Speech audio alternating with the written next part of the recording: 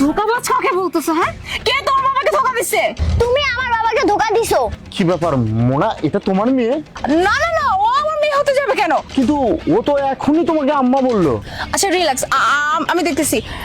এই তুমি তুমি এখানে কি ভাবছো? হ্যাঁ, আমি তো একা আসি নাই, আর ওই যে দেখো আমার বাবা, চোখ দিয়ে দেখো। আলিফ তুমি এখানে? এই প্রশ্ন তো তোমাকে আমার করা উচিত। তুমি এখানে কি করো? না মানে হয়েছে কি, আমি আমি ওই যে ওর সাথে একটু দেখা করতে আসছি। ওকে, শোনো আলিফ, আসলে তুমি হয়তো বা এখানে অন্য কিছু ভাবতেছো, বাট তুমি যেমনটা হচ্ছে এমন কিছু না। ও ও হচ্ছে আমার কলেজ ফ্রেন্ড, ওর সাথে না অনেক বছর পর দেখা, তো তাই আর কি ভাবছি যে ওর সাথে একটু দেখা করতে আসছি। অনেক বছর ধরে যেহেতু দেখা হয় না, এর জন্য এখানে দেখা করতে আসলাম। বাই দ্য ওয়ে মোনা, তুমি এইসব কি ড্রেস পরে আছো? অ্যাকচুয়ালি হয়েছে কি, আমি না ওই যে শাড়ি পরেই বের হয়েছিলাম, বাট ওই যে আসার পথে না আমার শাড়িটা হচ্ছে ওই যে রিক্সায় আঁচল লেগে গিয়ে ছিঁড়ে গেছে। পরে হচ্ছে ওই যে আমার যে বান্ধবী আছে না শিলা, ওর বাসা থেকে ওর ড্রেসটা নিয়ে জাস্ট এটা পরে আসছি।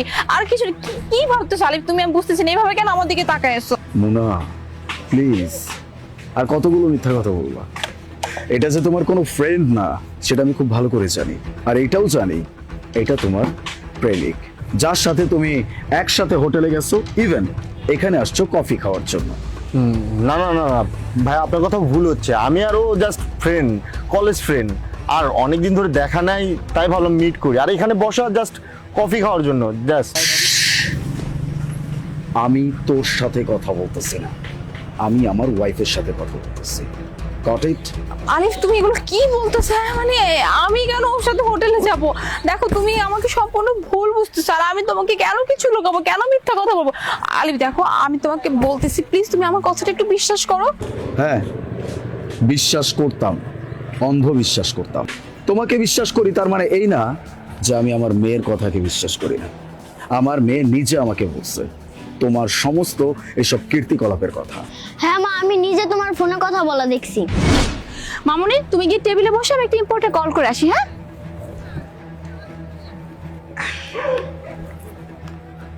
হ্যালো বেবি, কি অবস্থা, কেমন আছো তুমি? আমি তো ভালো নাই, কারণ আমি তোমাকে অনেক মিস করতেছি।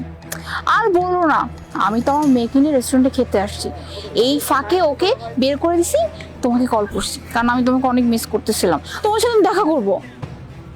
কি বললো? আমার হাজবেন্ড? আরে বল, তুমি ওর কথা কেন চিন্তা করতেছো? এই 1.5 বছরই ও টের পায় নাই, আর এখনো টের পাবে? কোনোদিনও না। আমরা এই 1.5 বছর যে হোটেলে দেখা করতাম, কালকেও কিন্তু আমরা ওই হোটেলেই দেখা করবো, ঠিক আছে? মনে থাকবে তো? আচ্ছা ঠিক আছে, তাহলে কালকে কিন্তু দেখা হচ্ছে। হ্যাঁ, রাখি তাহলে, বাই। কি আর কিছু বলতে চাও? আলিফ আলিফ, আমি তোমাকে বলতেছি প্লিজ। আসলে ভাইয়া হয়েছে, একটা কথা তুই বলবি না বলছি না?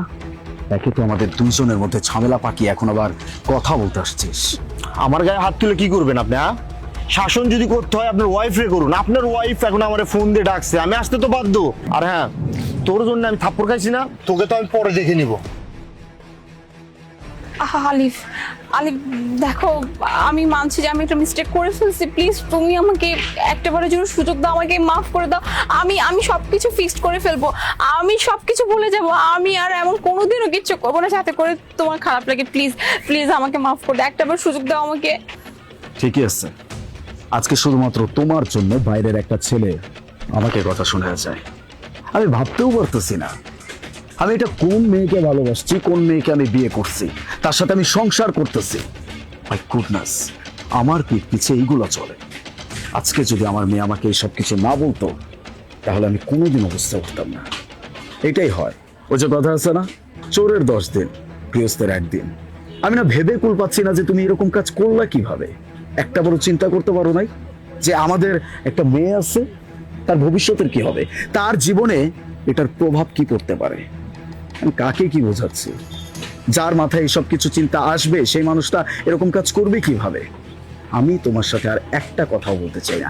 আজকের পর থেকে তোমার সাথে না আমার কোনো সম্পর্ক আছে, না আমার মেয়ের কোনো সম্পর্ক আছে। আমার মেয়ের চিন্তা তোমার করতে হবে না। ওর বাবাও আজকের পর থেকে আমি, ওর মাও আমি। আর হ্যাঁ, তোমার জন্য শুধুমাত্র একটাই গিফট আমার কাছে আছে, সেটা হচ্ছে ডিভোর্স পেপার। সময় মতো পেয়ে যাও। চলো মামু। আলিফ আলিফ আলিফ